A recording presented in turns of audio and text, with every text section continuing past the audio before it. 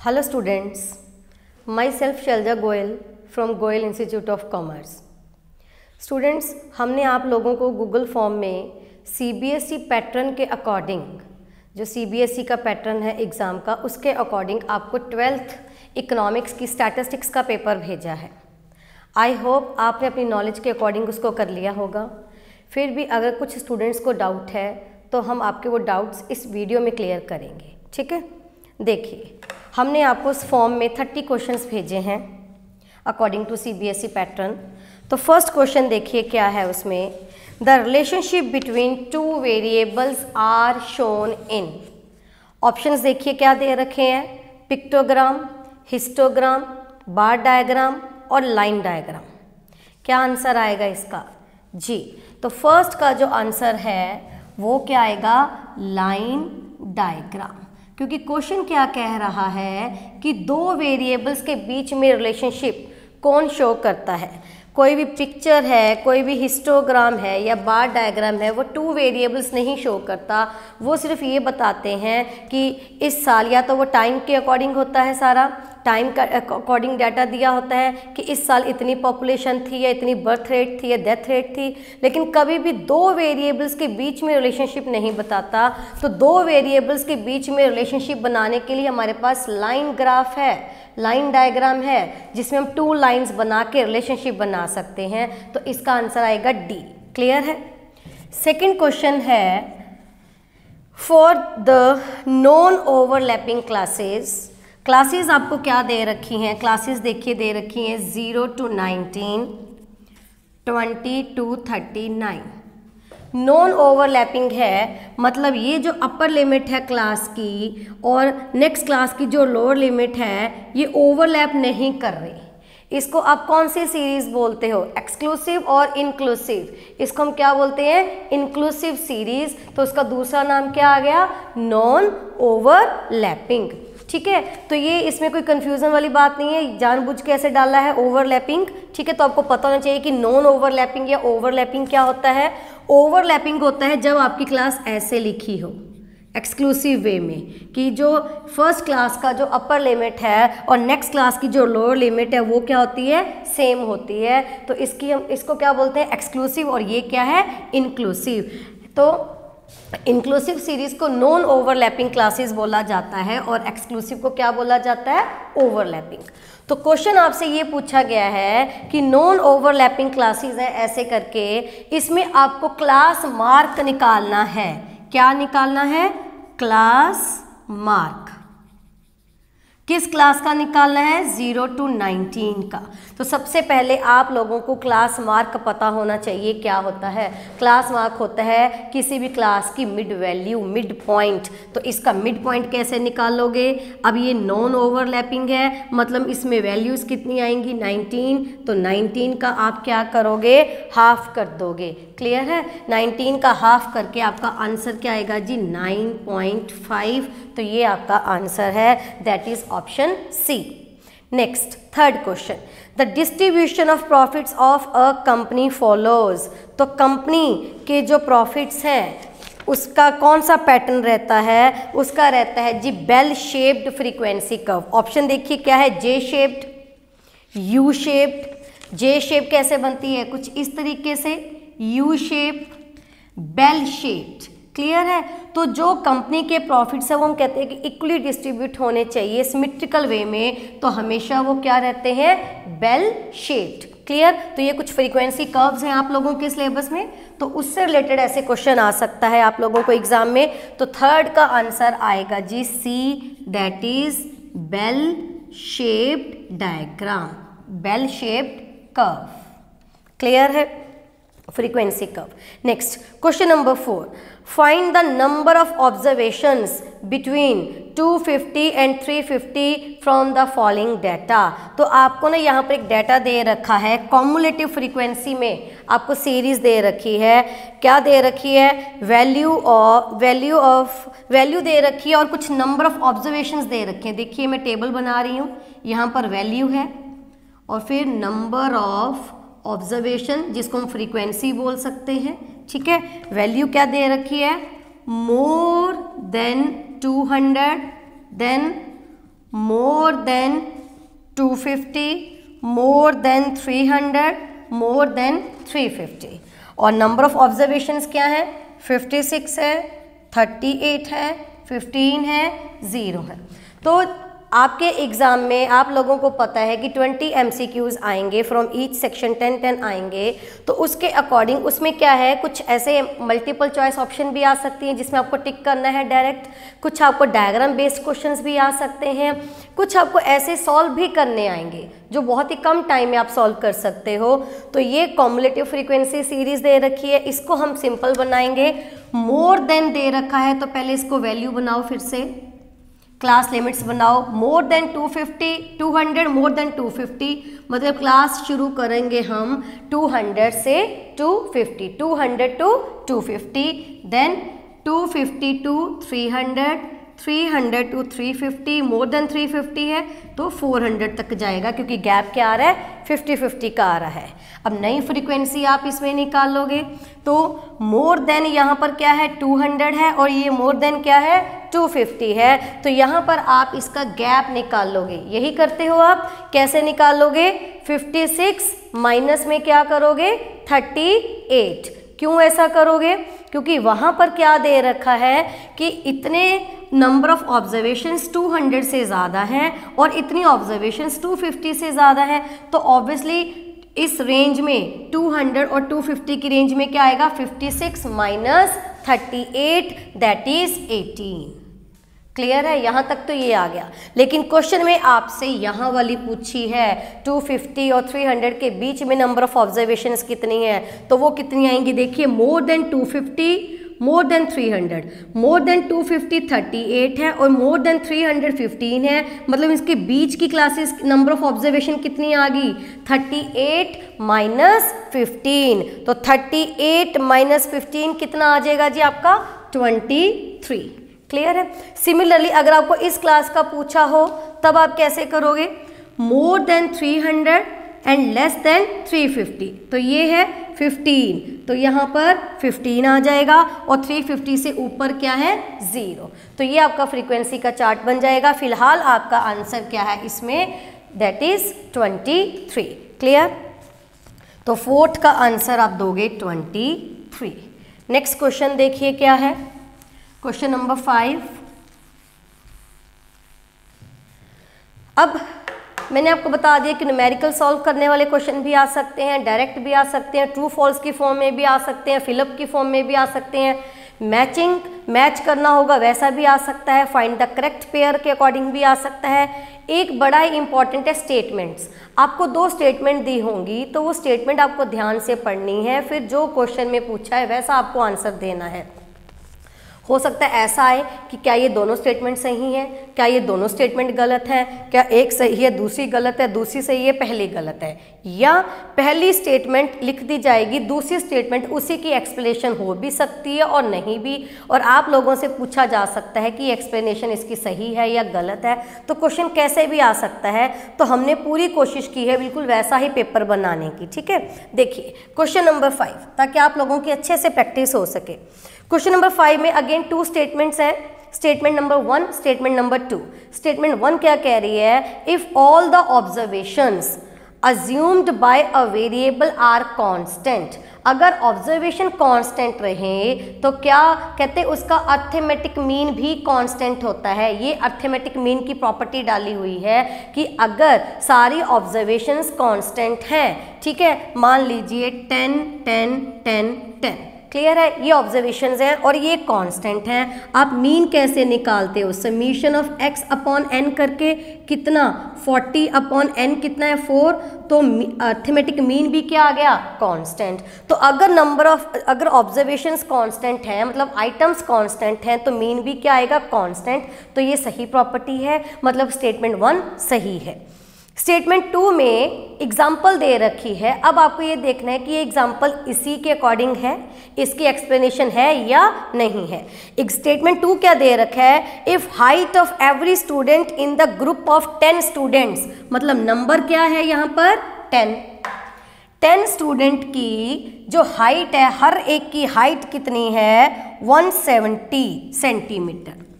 तो 10 टाइम्स आप 170 लिखोगे, ठीक है। उसका मीन निकाल के देखोगे तो मीन निकालोगे तो ऑब्वियसली जितना टोटल आएगा उसको आप नंबर ऑफ ऑब्जर्वेशन से डिवाइड करोगे तो मीन भी कितना आएगा 170। तो क्वेश्चन स्टेटमेंट क्या दे रखी है, if the height of every student in a group of 10 students is 170 centimeter then the mean height is of course 170 centimeter. Yes, तो ये स्टेटमेंट जो 2 है it is correct explanation of statement 1। तो इसके अकॉर्डिंग आप ऑप्शन क्या tick करोगे, सी, ठीक है। सी में क्या है, statement 1 is true and statement 2 is correct explanation of statement 1। Next question number 6, देखिए इसमें क्या है, अगेन एक प्रैक्टिकल क्वेश्चन है।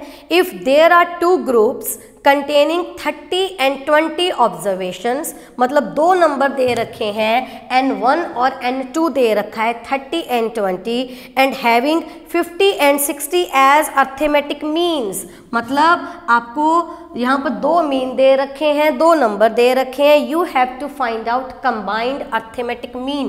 तो आपको पता होना चाहिए कंबाइंड अर्थमेटिक मीन का फॉर्मूला क्या है। आप देखोगे कितने मीन है, 2 हैं तो 1 2 लिखोगे, 3 है तो 1 2 3 लिखोगे।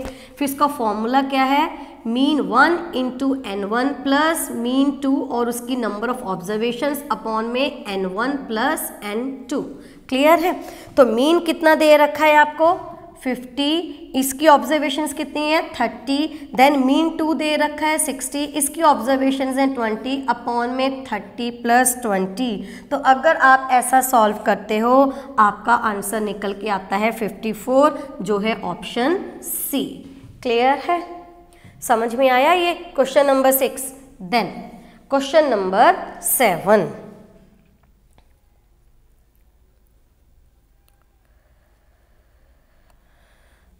हाँ जी, question number 7, for a moderately skewed distribution of marks in statistics for a group of 200 students, 200 students का कुछ भी लेना देना नहीं है, ऐसे ही उलझाने के लिए डाला हुआ है। The mean and median mark were found to be 55.60 and 52.40 respectively. What is the model mark? मतलब आपको मोड कैलकुलेट करना है। अगर आपको मीन और मीडियन दे रखा है तो मोड कैसे कैलकुलेट करते हैं, 3 मीडियन माइनस में क्या करते हो 2 मीन, यही करते हो। तो यहाँ पर 3 मीडियन की वैल्यू कितनी दे रखी है यहाँ पर 52.40 माइनस 2 इंटू मीन कितना दे रखा है आपको 55.60। बस ये करके आपने इसको सॉल्व कर लेना है, तब आपका आंसर क्या आएगा 46, जो कि क्या है ऑप्शन ए। क्लियर है। देन क्वेश्चन नंबर 8 में अगेन स्टेटमेंट्स दे रखी हैं। Statement number 1, if the plotted points are approximately on और near about a straight line, तो क्वेश्चन समझ गए होंगे कौन सा है, कोरिलेशन का, स्कैटर डायग्राम का है। Then the correlation between the variables is set to be linear, कहते अगर जो 2 वेरिएबल के पॉइंट्स हैं एक दूसरे के ऊपर आ रहे हैं या नज़दीक हैं तो क्या इसको हम लीनियर रिलेशन बोल सकते हैं, जी ये सही है। स्टेटमेंट 2 देखिए क्या कहते हैं, the increase in the value of variable x, अगर x की वैल्यू बढ़ती है, x और y 2 वेरिएबल होते हैं, लिख लेते हैं आप लोगों को समझाने के लिए। x की वैल्यू बढ़ रही है, कहते in a corresponding decrease in the value of y की वैल्यू कम हो रही है। फॉर एग्जाम्पल कुछ भी ले लो 4 3 2 1, ठीक है। ये 2 स्टेटमेंट दे रखी हैं। अब स्टेटमेंट 1 तो सही है, स्टेटमेंट 2 भी अपने आप में सही है, लेकिन ऐसा कोई ऑप्शन नहीं है। ऑप्शन ए क्या कह रहा है, ऑप्शन ए कह रहा है statement 1 is true and statement 2 is false. Statement 2 गलत नहीं है, वो अपने आप में सही है। ये किसको शो कर रही है, नेगेटिव कोरिलेशन को शो कर रही है, ये लीनियर को शो कर रही है। अपने आप में दोनों स्टेटमेंट सही हैं, लेकिन क्वेश्चन आपसे ऐसा पूछा ही नहीं है। बी क्या कह रहा है, statement 2 is true but 1 is false, नहीं। सी क्या कह रहा है, statement 1 is true and statement 2 is correct explanation of 1। ये लीनियर को रिप्रेजेंट कर रही है, ये नेगेटिव को कर रही है। क्या ये इसकी एक्सप्लेनेशन है? नहीं है। तो ऑप्शन डी बचा, that is statement 1 is true but statement 2 is not correct explanation of statement 1। तो ऑप्शन क्या आएगा इसका जी? डी। 8th का आएगा डी ऑप्शन। क्लियर है? देन क्वेश्चन नंबर 9 देखिए, क्वेश्चन नंबर 9 क्या कह रहा है? अगेन कैलकुलेट करने वाला है। इफ द रैंक, थोड़ा सा टिपिकल क्वेश्चन है, इसको देखना, ऐसा आ जाता है। If the rank correlation coefficients between marks in management and mathematics for a group of student is 0.6। तो रैंक कोरिलेशन का फॉर्मूला देखो क्या होता है? रिप्रेजेंट बाय आर के 1 - 6 summation of D square upon में n क्यूब माइनस n, यही है। हाँ जी स्टूडेंट्स, देखिए इसको आप सॉल्व कैसे करोगे इस क्वेश्चन को। रैंक कोरिलेशन दे रखा है 0.6, 1 - 6 D square sum of differences, ठीक है, ऑफ रैंक कितना दे रखा है? 66। यहाँ पर आपको number of observations find out करने हैं। तो ये सबसे पहले हम ये जो 1 है ना, इधर लाके माइनस कर देंगे। 0.6 - 1, तो इधर क्या रह गया? माइनस, इसको मल्टीप्लाई करोगे 396 अपॉन में n क्यूब माइनस n, ये जाएगा -0.4। इधर है -396 अपॉन में n cube minus n, minus minus cut जाएगा, ठीक है। नेक्स्ट आप क्या करोगे? n क्यूब जो कि आपको फाइंड आउट करना है नंबर ऑफ ऑब्जर्वेशन, इसको इधर ले आओगे और ये 0.4 नीचे चला जाएगा। जब आप ऐसे करोगे तो यहाँ पर आप क्या आ गया? 990। अब इतना तो सही है। दिक्कत अब इसके बाद आती है कि अब हम इसको सॉल्व कैसे करें। अब n क्यूब, थोड़ा सा ट्रिकी क्वेश्चन है। n क्यूब माइनस n को लिख सकते हैं, n बाहर लिख देंगे, n स्क्वेयर माइनस में 1 लिख सकते हैं। सिमिलरली 990 को क्या लिख सकते हो आप? 10 स्क्वेयर माइनस 1 लिख सकते हो। देखिए इसको सॉल्व करके देखिए, 10 बाहर है, 10 स्क्वेयर 100 है, -1 कितना आ गया? 99 इंटू 10 कितना आ गया? 990। तो ये सारी इक्वेशन इसके साथ कट जाएगी, तो नंबर ऑफ ऑब्जर्वेशंस हमारे पास क्या आ गई? 10। तो थोड़ा सा ट्रिकी क्वेश्चन है ये। क्लियर है? तो आपको ये थोड़ा सा यहाँ पर मैथमेटिक्स यूज़ करना होगा। तो जो मैथ्स के स्टूडेंट्स हैं वो इसको ईजिली कर लेते हैं कि 990 को हम इस इक्वेशन में कैसे डाल सकते हैं। 990 10 का स्क्वायर माइनस 1, 10 का स्क्वायर 100 है, -1 कितना आ गया? 99 इंटू 10 दैट इज 990। तो यहाँ पर ये और ये चीज़ कट जाती है, n हमारे पास क्या आ गया? 10। क्लियर? तो कोई भी क्वेश्चन ऐसे आता है, number of observations find out करनी है, तो ऐसे ही करोगे, उसके बेस पर आपका आंसर है ए। देन क्वेश्चन नंबर 10 क्या कह रहा है? The sum of the difference of rank. तो जब भी आप रैंक कोरिलेशन वाला क्वेश्चन करते हो, उसमें जब आप रैंक निकालते हो R1 माइनस R2 करके जो D निकालते हो, और बाद में यहाँ पर हम इसका स्क्वायर यूज़ करते हैं, लेकिन क्वेश्चन कह रहा है कि जो D है इसका जब आप सम करते हो, क्या वो हमेशा क्या आता है? वो हमेशा होता है 0। ठीक है, तो इसका आंसर आएगा 10th का C। Question number 11, in case speed of an automobile and the distance required to stop the car after applying brakes. तो ये रिलेशनशिप बता रखा है, speed of an automobile and distance required to stop the car after applying brakes. तो ये कौन सा correlation है? ऑब्वियसली ये क्या है? पॉजिटिव रिलेशनशिप है, क्योंकि जो कार की स्पीड है वो किसके ऊपर डिपेंड करती है? Distance required to stop the car after applying brakes. Brake apply करने के बाद भी कुछ देर कार जो चलती है तो उसके ऊपर डिपेंड करती है, तो ये पॉजिटिव रिलेशनशिप है। Question number 12, price relatives. Price relatives आप कैसे निकालते हो? प्राइस रिलेटिव किस चैप्टर का क्वेश्चन है ये? इंडेक्स नंबर का। कैसे निकालते हो? P1 में अपॉन में P0 इंटू क्या कर देते हो? 100। तो prices in the given year upon prices in the base year into क्या जाएगा? 100। तो इस हिसाब से आपका ऑप्शन क्या बैठता है? ए। देन क्वेश्चन नंबर 13 सेम ऐसा ही पूछ रखा है P0, अगर ये आपको ऐसे नोटेशन दे रखी है P01, 0 बेस ईयर है, 1 क्या है, गिवन ईयर है, तब आप इसको कैसे लिख सकते हो? ऑप्शन है 1 on 0, 0 on 1, 1 on 1 या 0 on 0। तो इसको क्या लिखेंगे? 1 on 0, क्योंकि हमेशा हम क्या लेते हैं, गिवन ईयर ऊपर लेते हैं और बेस ईयर क्या लेते हैं, नीचे, तो 1 on 0। क्लियर है? तो इस हिसाब से ऑप्शन आएगा ए। 13th का आ गया जी A option. Then question number 14, a series of numerical figures which show the relative position, series of numerical figures which show the, जब भी रिलेटिव की बात आ गई तो चुपचाप आपने किसके ऊपर टिक कर देना है? ये कौन सा टॉपिक है जी? Index number, option A. Then question number 15, Fisher's ideal index number. अच्छा, फिशर का जो फॉर्मूला है वो आप लोगों को याद है? लेस्प्रे और पाश्चे का जो फॉर्मूला है, दोनों को कंबाइन करके इसका जियोमेट्रिक मीन निकाल देते हैं, तो वो फिशर का फॉर्मूला है।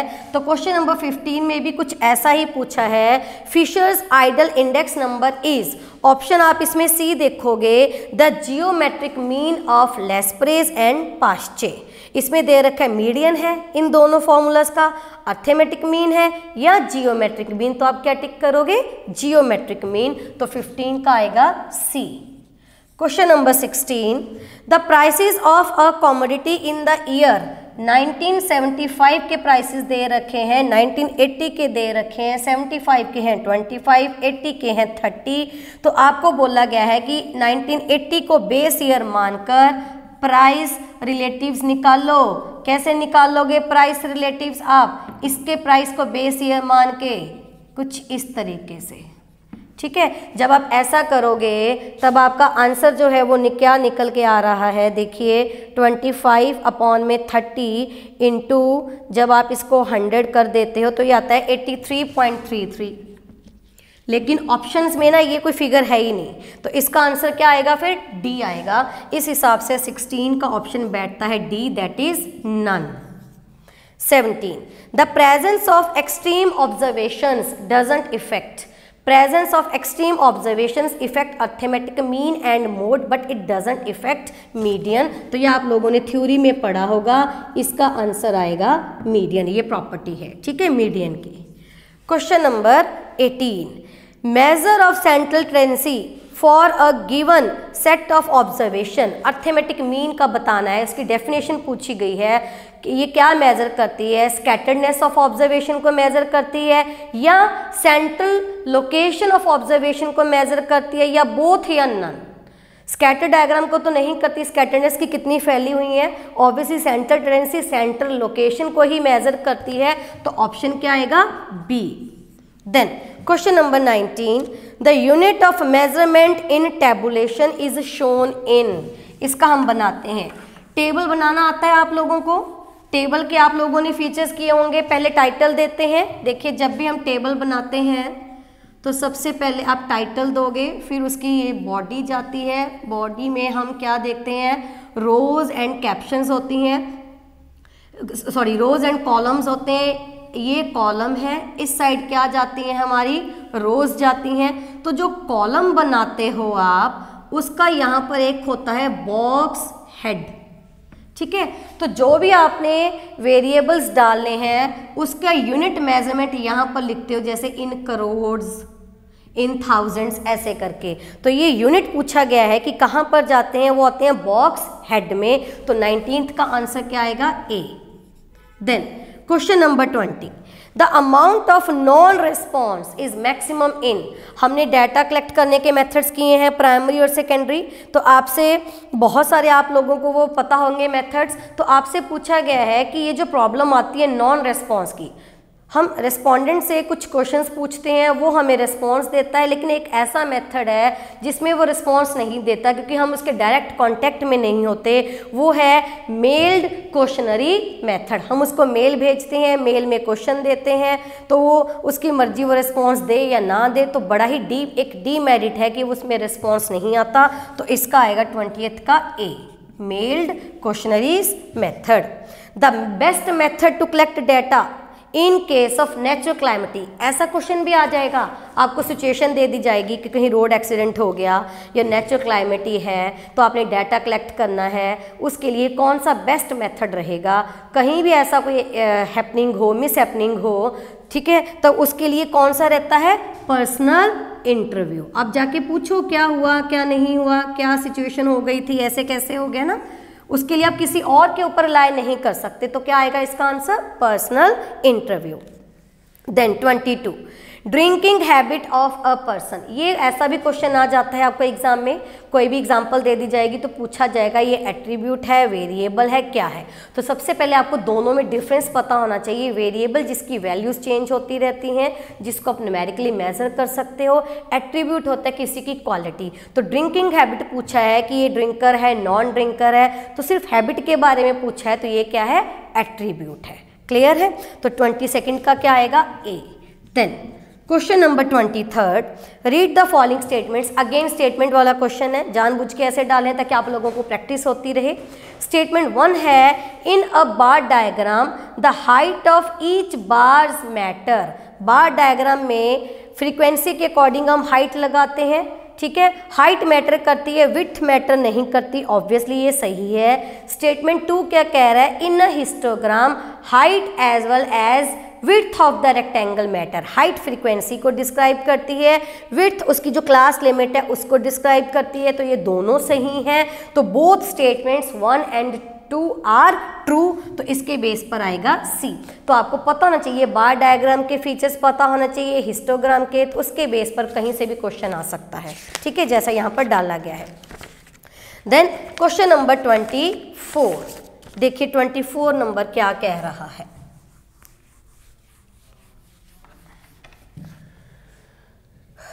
A frequency distribution is, frequency जब भी आप डालते हो, ठीक है, वो क्या रिप्रेजेंट करती है, arranges observation in an increasing order. Frequency का इंक्रीजिंग ऑर्डर में अरेंज करते हैं, नहीं।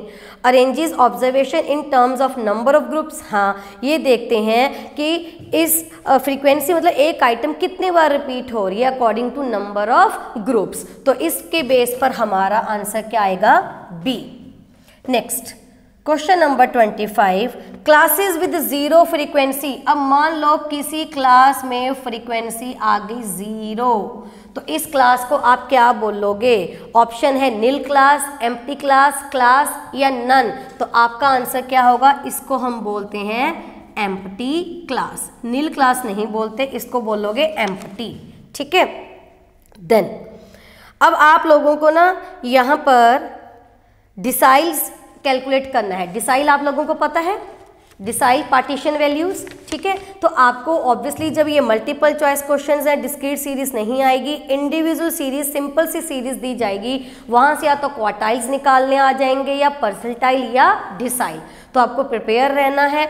डिसाइल का फॉर्मूला क्या है, n+1 अपॉन में 10, क्योंकि 10 पार्ट्स में डिवाइड करता है। अब आप लोगों को यहाँ पर थर्ड डिसाइल निकालने को बोला गया है। थर्ड डिसाइल इसके आगे क्या आ जाएगा, यहाँ पर मल्टीप्लाई में 3, ठीक है। तो calculate third decile of numbers. तो इंडिविजुअल सीरीज दे रखी है, सबसे पहले आप लोगों ने क्या करना है, उसको असेंडिंग ऑर्डर में आप लिखोगे। असेंडिंग डिसेंडिंग लिख सकते हो, लेकिन हम असेंडिंग ऑर्डर में लिखते हैं। 9, 10, 11, 12, देन हमारे पास है 15, 18, 20, 25। सीरियल नंबर देंगे 1, 2, 3, 4, 5, 6, 7 एंड देन 8, ठीक है। तो थर्ड डिसाइल निकालना है। सबसे पहले जो नंबर ऑफ ऑब्जर्वेशन है दैट इज 8+1 अपॉन 10 इंटू 3 करके हम आइटम निकालेंगे। 9 upon 1 into 3 that is 27 upon 10, 2.7 item आ गई। अब 2.7 आइटम कैसे निकालोगे, मतलब इनके बीच में आ रही है, आप इनका हाफ नहीं कर सकते। अगर यहाँ पर 2.5 होता तब 10+11 का आप हाफ कर देते। अब आप इस केस में कैसे निकालोगे, थर्ड डिसाइल आप निकालोगे सेकंड आइटम, क्योंकि ये सेकंड और थर्ड के बीच में है, प्लस ये जो पॉइंट के बाद डेसिमल के बाद की वैल्यू होती है एज इट इज लिख लो 0.7। इधर ब्रैकेट में लिखोगे third class minus second class, third item minus second. तो सेकंड आइटम है हमारे पास 10 प्लस में 0.7, ब्रैकेट में थर्ड आइटम है 11 माइनस सेकेंड क्या है 10, तो 10 प्लस 0.7 ये आ गया माइनस 11 माइनस 10 करके 1, तो 0.7 ही आ गया, तो हमारे पास आंसर आ गया जी 10.7। ऐसे कैलकुलेट करना है आप लोगों को, ठीक है। तो इसका आंसर क्या आ गया ji 10.70। Then question number 26, question number 26 हो गया। 27, the maximum value of correlation coefficient, आपको पता होना चाहिए कोरिलेशन जो है उसके कोफिशिएंट की वैल्यू कहाँ से स्टार्ट होती है, मिनिमम 0 एंड देन 1, मतलब -1 टू 1 के बीच में जाएगी, तो मैक्सिमम वैल्यू आपसे पूछा है वो क्या है 1। कोफिशिएंट ऑफ कोरिलेशन का आंसर कभी भी 1 से ज़्यादा नहीं आना चाहिए, वो माइनस में चला जाएगा, लेकिन 0 भी आ सकता है जब नेगेटिव कोरिलेशन हो, लेकिन 1 से ज़्यादा नहीं हो सकता। अगर 1 से ज़्यादा आपका आंसर आ रहा है तो क्वेश्चन गलत है। तो मैक्सिमम वैल्यू पूछी है तो आप इसका क्या टिक करोगे 1, और ये बनता है ऑप्शन सी।